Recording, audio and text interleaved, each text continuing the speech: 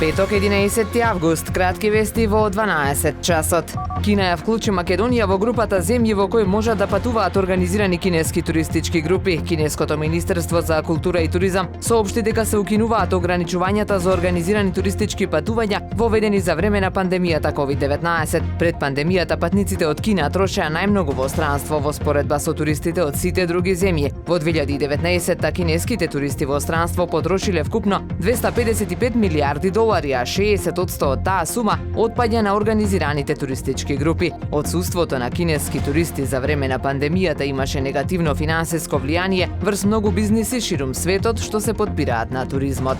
Во недела со почеток во 20 часот кај спомен обележјето на Живко Чинго во атарот на црквата Света Петка во Велгошти ќе се одржи културната манифестација Вечер на Живко Чинго. Ќе биде положено цвеќе пред спомен обележјата на Чинго, ќе биде доделена наградата за најдобар расказ со кратко обраќање на добитникот Иван Антоновски, како и културно-уметничка програма. Ќе биде изведено и делото Чинго во песните во интерпретација на Валентина Божиновска, а ќе има и неколку музичко-сценски изведби. Членовите на струшката навивачка група Паткари соопштија дека со почетокот на новата сезона нема да го бодрат фудбалскиот клуб Караорман, незадоволни од тоа како се управува клубот. На 100 годишнината од формирањето на клубот истиот е доведен до рап на пропаст, иако ни беше ветувано дека е стабилен. Од сето тоа добивме клуб кој не може да си плати котизација за втора лига и клуб кој не може ни достојно да го прослави своето 100-годишно постоење. Од навивачката група додаваат дека поради овие причини решиле да абстинираат од бодрење на клубот од почетокот на првенството.